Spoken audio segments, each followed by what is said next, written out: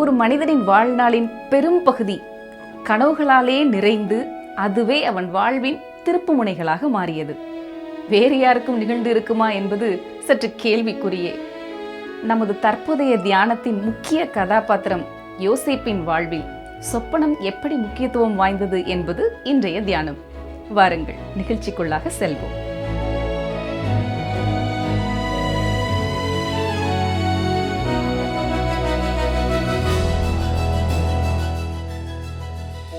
அருமையானவர்களே, மீண்டும் தொடர்ந்து கர்த்தருடைய வசனத்தை கற்றுக்கொள்ள எங்களோடு நீங்கள் இணைந்திருப்பதற்காக கர்த்தரை துதிக்கிறோம்.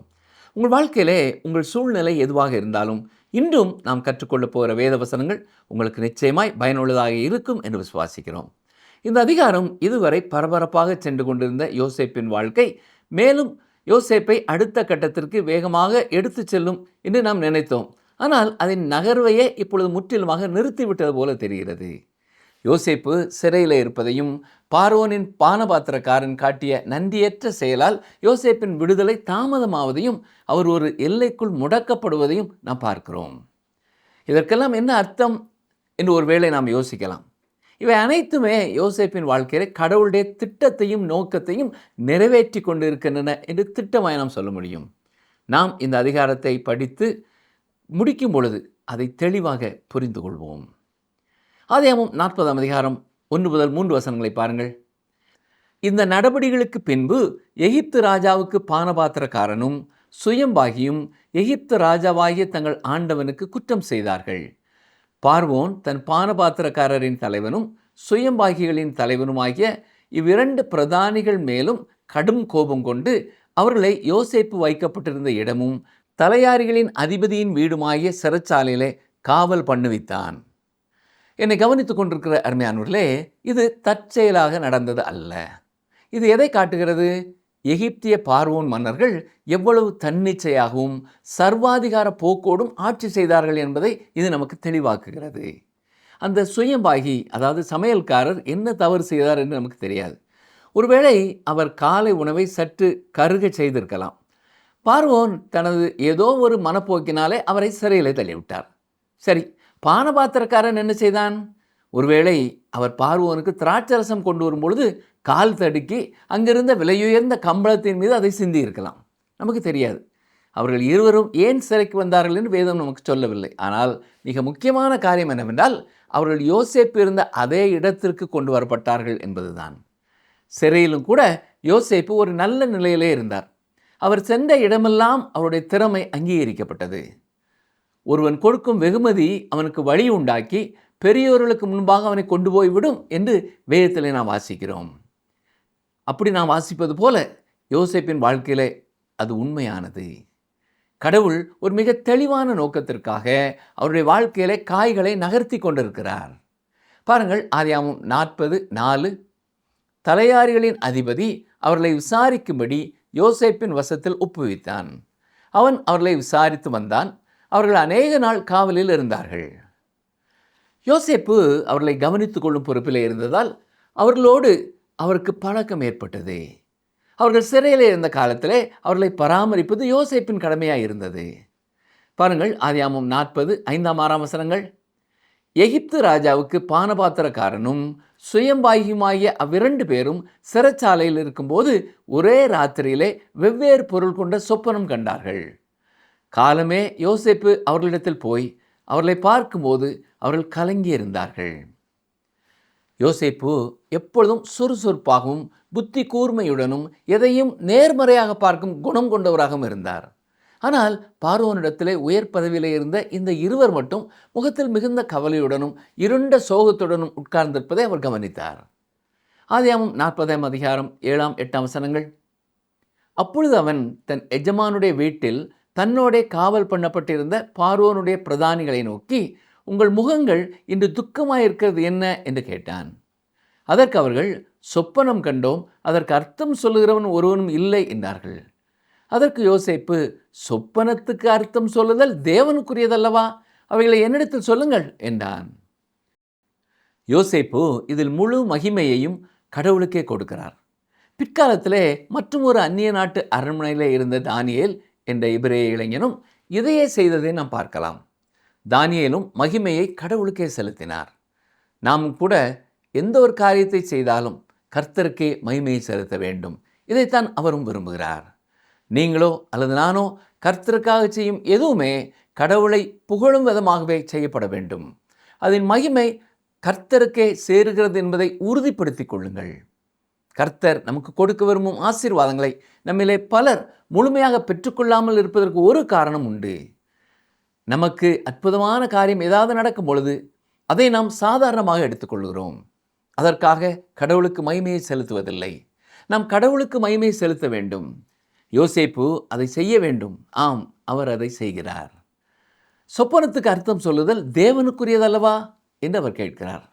பாருங்கள், ஆதியாகமம் 40:9 முதல் 13 வரை வாசிக்கிறேன். அப்பொழுது பானபாத்திரக்காரரின் தலைவன் யோசேப்பை நோக்கி, என் சொப்பனத்திலே ஒரு திராட்சை செடி எனக்கு முன்பாக இருக்க கண்டேன். அந்த திராட்சை செடியிலே 3 கொடிகள் இருந்தது. அது துளிர்க்கிறதா இருந்தது. அதில் பூக்கள் மலர்ந்திருந்தது. அதன் கொலைகள் பழுத்த பழங்களாய் இருந்தது. பார்வோனுடைய பாத்திரம் என் கையில் இருந்தது. நான் அந்த பழங்களை பறித்து அவைகளை பார்வோனுடைய பாத்திரத்தில் பிழிந்து அந்த பாத்திரத்தை பார்வோனுடைய கையிலே கொடுத்தேன் என்று தன் சொப்பனத்தை சொன்னான். அதற்கு யோசேப்பு, அந்த 3 கொடிகளும் 3 நாளாம். 3 நாளைக்குள்ளே பார்வோன் உன் தலையை உயர்த்தி உன்னை மறுபடியும் உன் நிலையிலே நிறுத்துவார். முன்னே அவருக்கு பானம் கொடுத்து வந்த வழக்கத்தின்படி பார்வோனின் பாத்திரத்தை அவர் கையிலே கொடுப்பாய். பழைய ஏற்பாட்டு காலத்திலே கடவுள் சொப்பனங்களை ஒரு கருவியாக பயன்படுத்தியது சுவாரஸ்யமானது. இன்று வேதாகமம் முழுமையடைந்து விட்டது. நம்மோடு உறவாடும்படியாக பரிசுத்த ஆவியானவர் கொடுக்கப்பட்டிருக்கிறார். நமக்கு இன்று சொப்பனங்கள் தேவையில்லை. ஆனால் அன்று கடவுள் சொப்பனங்கள் மூலம் பேசினார். மேலும் அந்த நபர்களுக்கு புரியக்கூடிய அடையாளங்களையே அவர் பயன்படுத்தினார். ஒரு பானபாத்திரக்காரனுக்கு திராட்சை ரசம் பரிமாறுவது நன்றாக தெரியும். ஏனென்றால் அதுதான் அவன் பார்வோனுக்கு செய்த வேலை. பிற்காலத்திலே நேபுகாத்நேச்சார் ராஜா ஒரு சிலையை கனவு கண்டதாக பார்க்கிறோம். அவருக்கு சிலைகளையும் விக்கிரகங்களையும் பற்றி நன்றாக தெரியும் என்பதால் அந்த அடையாளம் அவருக்கு எளிதாக புரிந்தது. யோசேப்பு அந்த பானபாத்திரக்காரனின் கனவுக்கு விளக்கம் கொடுத்தார். மேலும் இன்னும் 3 நாட்களில் அவர் மீண்டும் பழைய பதவிக்கே திரும்புவார் என்றும் உறுதியளித்தார். சரி, ஆதியாகமம் 40:14 பாருங்கள். இதுதான் அதன் அர்த்தம் என்று சொன்னதுமன்றி, நீ வாழ்வடைந்திருக்கும் போது என்னை நினைத்து என்மேல் தயவு வைத்து என் காரியத்தை பார்வோனுக்கு அறிவித்து இந்த இடத்திலிருந்து என்னை விடுதலையாக்க வேண்டும். கவனியுங்கள், அவர் என்ன சொல்கிறார்? இன்று 3 நாட்களிலே நீ இங்கே இருந்து வெளியேறி விடுவாய். ஆனால் எனக்காக யாராவது ஒரு முயற்சியும் எடுக்கவில்லை என்றால் நான் அழுகி போகும் வரை இங்கேயே கிடக்க வேண்டியதுதான்.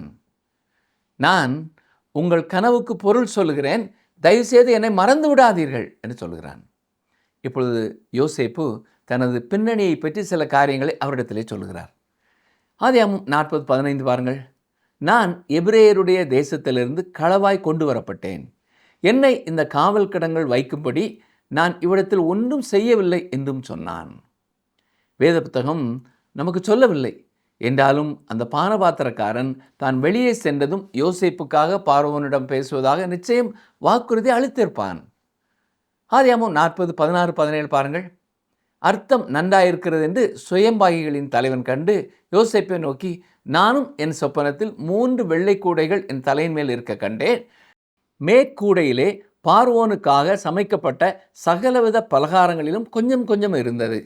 என் தலையின் மேல் கூடையில் இருந்தவைகளை பறவைகள் வந்து பட்சித்தது என்றான். அந்த சுயம்பாகி அல்லது அப்பம் சுடுகிறவர் கண்ட கனவும் அவருக்கு புரிந்து கொள்ளக்கூடிய ஒரு அடையாளமாகவே இருந்தது.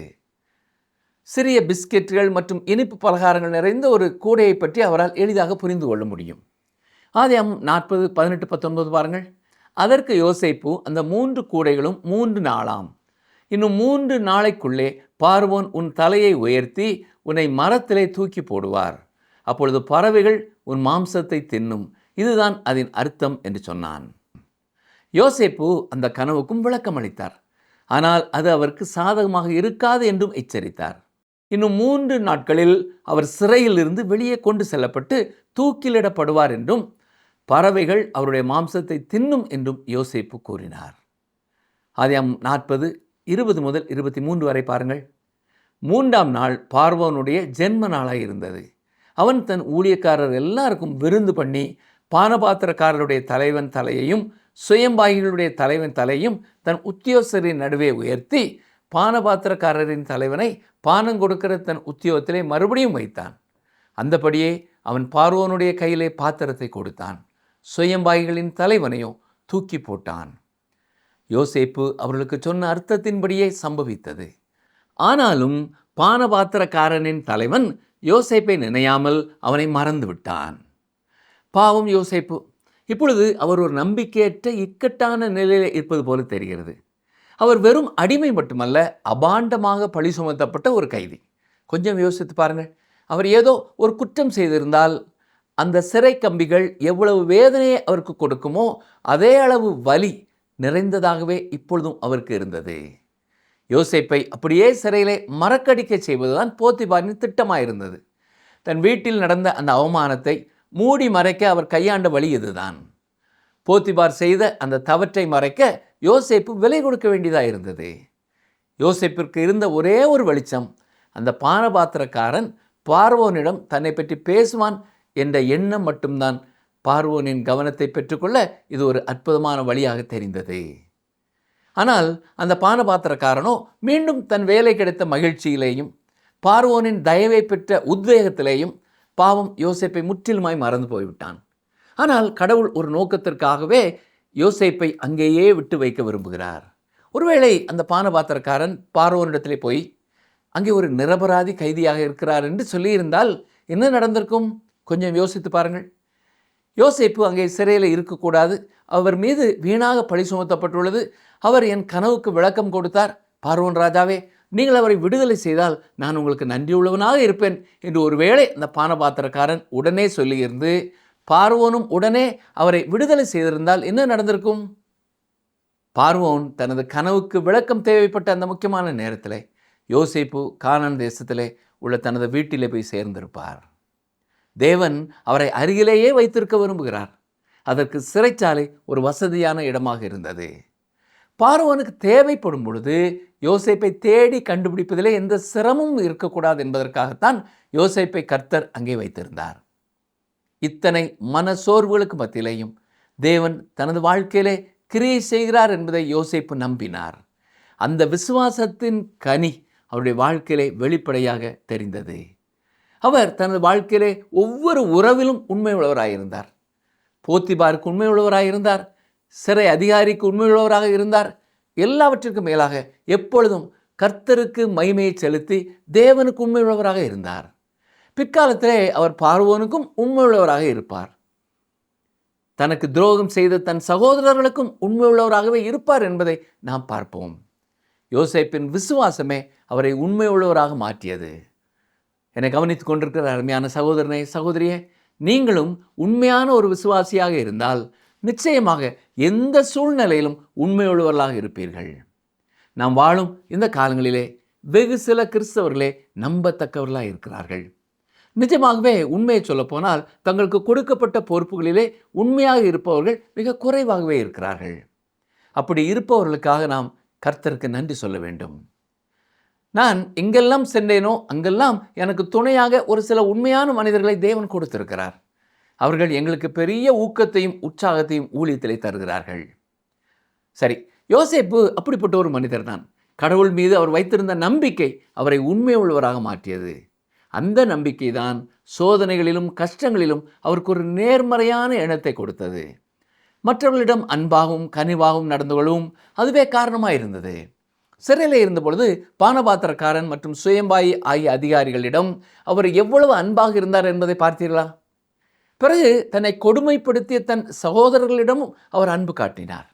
அவரது நம்பிக்கையின் மற்றொரு சிறப்பு, அது அவரை ஒரு எளிமையான மனிதராக மாற்றியது.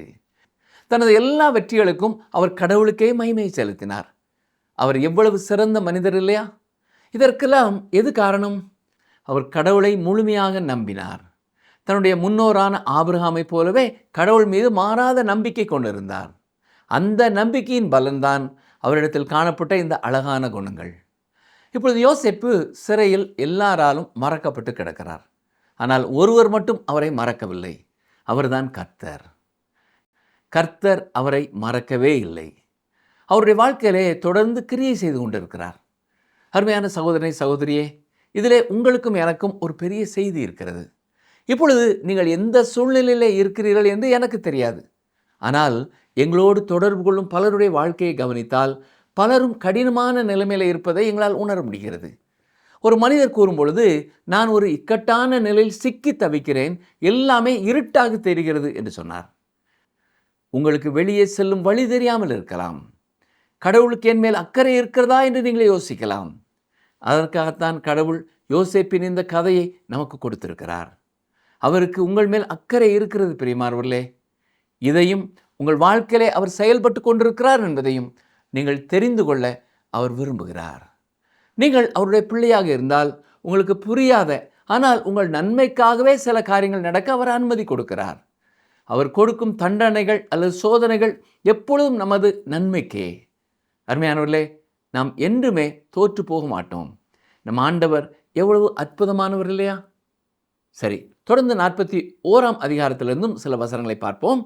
கடந்த அதிகாரத்திலே யோசேப்பு சிறையில் மறக்கப்பட்டு தனித்து விடப்பட்டு கைவிடப்பட்ட நிலையில் இருந்ததை பார்த்தோம்.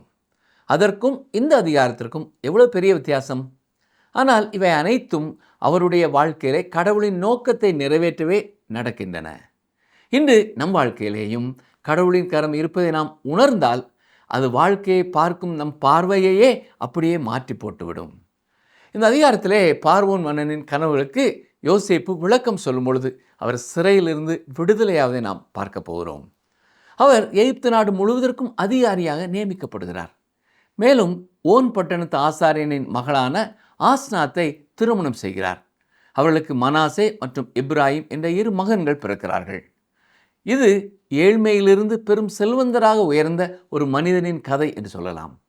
கற்பனையாக எழுதப்பட்ட கதைகளை விடவும் யோசேப்பின் வாழ்க்கையிலே நடந்த இந்த சம்பவம் மிகவும் விறுவிறுப்பானது. இந்த அதிகாரத்திலே அவருடைய வாழ்க்கையிலே கடவுளின் கரம் இருப்பதை நாம் தெளிவாக பார்க்க முடியும்.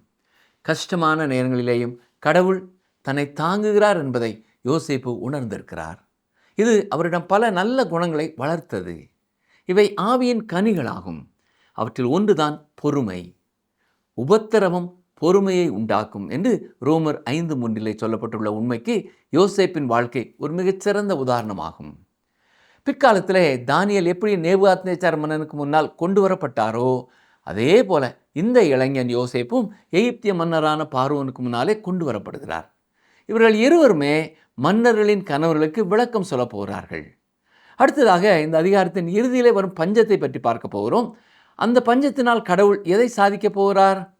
யாக்கோபின் குடும்பத்தை கானான் தேசத்திலிருந்து வெளியே கொண்டு வர கடவுள் இந்த சூழ்நிலையை பயன்படுத்துவார். கானானியர்களின் பாவங்களிலிருந்து அவர்களை பிரித்து எகிப்தில் உள்ள ஒதுக்குப்புறமான கோசேன் என்ற இடத்திலே அவர்களை குடியேற்றுவதே கடவுளுடைய நோக்கம். இது அவர் வைத்திருந்த குறிக்கோள்களிலே ஒன்று. எனக்கு தெரிந்தவரை கடவுளிடம் இன்னும் பல காரணங்கள் இருந்திருக்கும். ஆனால் இது ஒன்று நமக்கு மிக தெளிவாக தெரிகிறது. நாம் தொடர்ந்து படிக்கும் பொழுது யோசேப்பின் வாழ்க்கை எந்தெந்த விதங்களிலே கர்த்தராய் இயேசு கிறிஸ்துவை ஒத்திருக்கிறது என்பதை நாம் பார்க்க வேண்டும். இந்த ஒப்பீடுகளை பற்றி நாம் பிறகு விரிவாக பார்ப்போம். சரி, இப்பொழுது கடந்த அதிகாரத்தில் நடந்தவற்றை நினைவுபடுத்திக் கொள்வோம். பார்வோன் மன்னனின் திராட்சரச அதிகாரியும் மற்றும் சமையல்காரனும் அந்த சிறையிலே அடைக்கப்பட்டிருந்தார்கள். யோசேப்பு அவர்களின் கணவர்களுக்கு சரியாக விளக்கம் சொன்னார். அதன்படி சமையல் அதிகாரி தூக்கிலிடப்பட்டார். திராட்சரச அதிகாரி மீண்டும் பழைய பதவிக்கே திரும்பினார். தான் படும் கஷ்டத்தை பற்றி மன்னரிடத்திலே சொல்லும்படி யோசேப்பு அந்த அதிகாரியிடம் கெஞ்சி கேட்டிருந்தார். ஆனால் அந்த அதிகாரி அதை மறந்து விட்டார். இப்பொழுது கடவுளே பார்வோனுக்கு ஒரு கனவை கொடுக்கிறார். பாருங்கள், ஆதியாகமம் 41:1. 2 வருஷம் சென்ற பின்பு பார்வோன் ஒரு சொப்பனம் கண்டான். அது என்னவென்றால், அவன் நதி அண்டையிலே நின்று கொண்டிருந்தான். கடந்த அதிகாரம் முடிந்து இப்பொழுது முழுமையாக 2 ஆண்டுகள் கடந்துவிட்டன என்பதை கவனியுங்கள். ஏதோ ஒரு மாற்றம் நடக்கும் என்று காத்திருந்த யோசேப்பு இன்னும் 2 நீண்ட ஆண்டுகளை அந்த சிறையிலேயே கழிக்க வேண்டியதிருந்தது. ஆதியாகமம் 41, 2, 3 வசனங்கள். அப்பொழுது அழகும் புஷ்டியுமான 7 பசுக்கள் நதியிலிருந்து ஏறி வந்து புல் மேய்ந்தது. அவைகளின் பின் அவலட்சணமும் கேவலமுமான வேறே 7 பசுக்கள் நதியிலிருந்து ஏறி வந்து நதி ஓரத்தில் மற்ற பசுக்கள் அண்டையிலே நின்றது. இங்கே நாம் மாடுகளை பற்றி வாசிக்கிறோம். பார்வோன் தனது கனவிலே 7 பசுக்களை கண்டார். அவை பார்ப்பதற்கு அழகாகவும் நல்ல தீவனம் உண்டு கொழுத்தவைகளாகவும் இருந்தன. அதன் பிறகு மிகவும் ஒல்லியான மற்றும் விகாரமான 7 பசுக்களையும் அவர் பார்த்தார். ஆதியாகமம் 41:4 அவலட்சணமும் கேவலமுமான பசுக்கள் அழகும் புஷ்டியுமான 7 பசுக்களையும் பட்சித்து போட்டது. இப்படி பார்வோன் கண்டு விழித்து கொண்டான். ஆம், பார்வோன் திடுக்கிட்டு விழித்து அந்த கனவுக்கு என்ன அர்த்தம் என்று யோசிக்கிறார். அவருக்கு அதன் விளக்கம் தெரியவில்லை. அது மட்டுமல்ல, அன்றைய நாளில் அவருக்கு உதவி செய்ய அங்கே யாருமே இல்லை. ஆதியாகமம் 41:5 முதல் 8 வரை வாசிக்கிறேன். மறுபடியும் அவன் நித்திரை செய்து 2ஆம் விசை ஒரு சொப்பனம் கண்டான். நல்ல செழுமையான 7 கதிர்கள் ஒரே தாளிலிருந்து ஓங்கி வளர்ந்தது. பின்பு சாவியானதும் கீழ்காற்றினால் தீந்ததுமான 7 கதிர்கள் முளைத்தது. சாவியான கதிர்கள் செழுமையும் நிறைமேனியுமான அந்த 7 கதிர்களையும் விழுங்கி போட்டது. அப்பொழுது பார்வோன் விழித்து கொண்டு அது சொப்பனம் என்று அறிந்தான். காலமே பார்வோனுடைய மனம் கலக்கம் கொண்டிருந்தது. அப்பொழுது அவன் எகிப்திலுள்ள சகல மந்திரவாதிகளும் சகல சாஸ்திரிகளையும் அழைப்பித்து அவர்களுக்கு தன் சொப்பனத்தை சொன்னான். ஒருவராலும் அதன் அர்த்தத்தை பார்வோனுக்கு சொல்லக்கூடாமற் போயிற்று.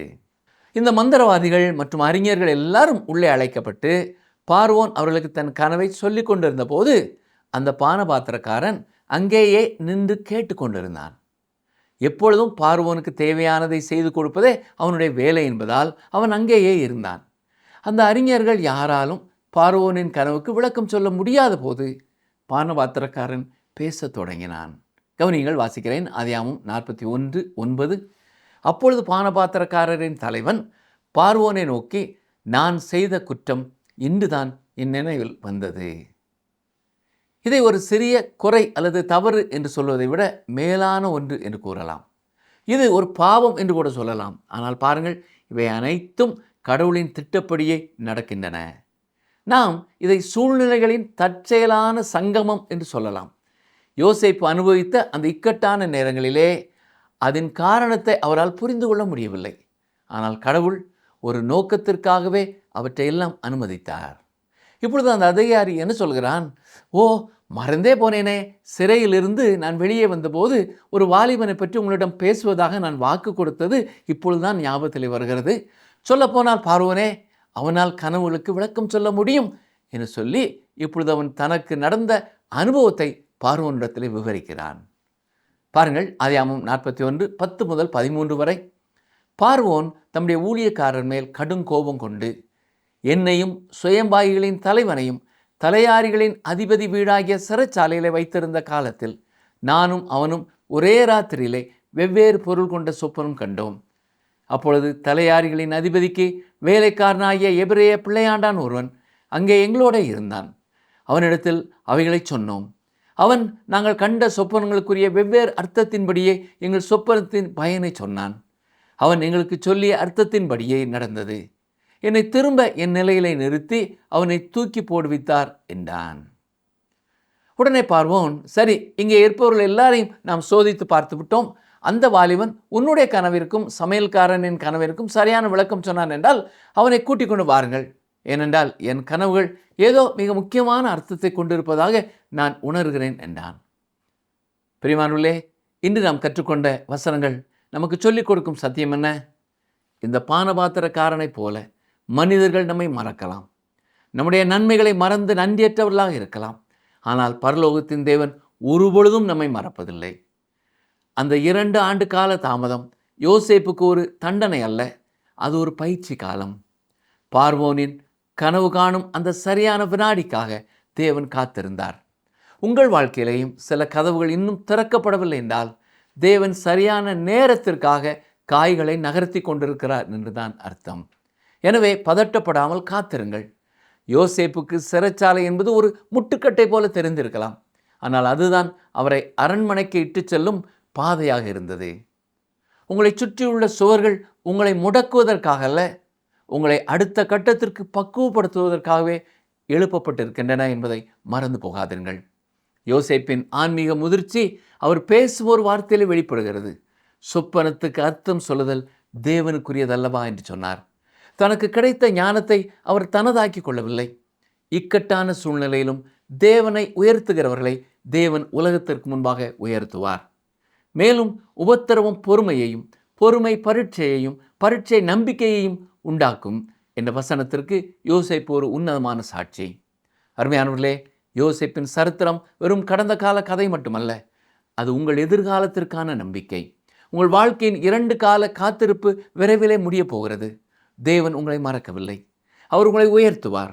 அப்பொழுது உலகம் வியக்கும்படியாக உங்கள் வாழ்க்கையின் அர்த்தத்தை அவர் வெளிப்படுத்துவார். கர்த்தர் தாமே இந்த மேலான கிருபையை உங்களுக்கும் தருவாராக. ஆமென்.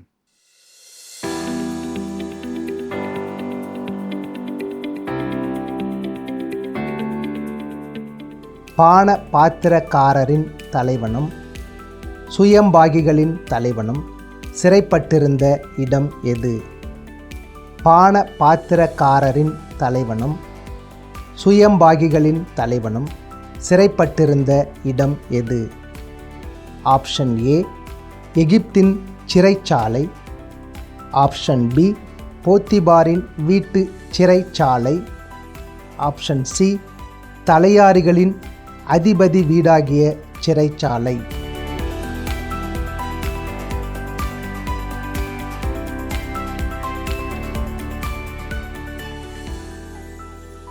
இன்றைய நாளிலும் நம்மை தம் உள்ளங்கைகளில் வரைந்து பயப்படாதே என்று சொல்லும் தேவன் உங்களோடு கூட பேசியிருப்பார் என்று நம்புகிறோம் நேயர்களே. யோசேப்பின் அனைத்து பாடுகளும் தேவனுடைய தூய சித்தத்தின்படி நடைபெற்றது என்று நாம் தியானித்தோம்.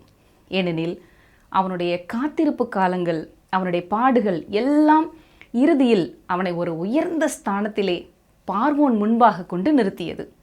அன்றியும் அவருடைய தீர்மானத்தின்படி அழைக்கப்பட்டவர்களாய் தேவனிடத்தில் அன்பு கூறுகிறவர்களுக்கு சகலமும் நன்மைக்கு ஏதுவாக நடக்கிறது என்று அறிந்திருக்கிறோம். இந்த நிகழ்ச்சி உங்களுக்கு பிடிச்சிருக்கா? அப்ப இப்பவே மிஸ்டர் கால் கொடுங்க. பரிசு வெல்றது நீங்களாவும் இருக்கலாம்.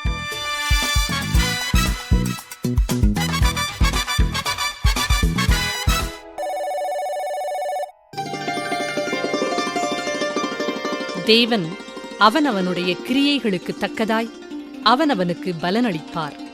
ரோமர் 2:6.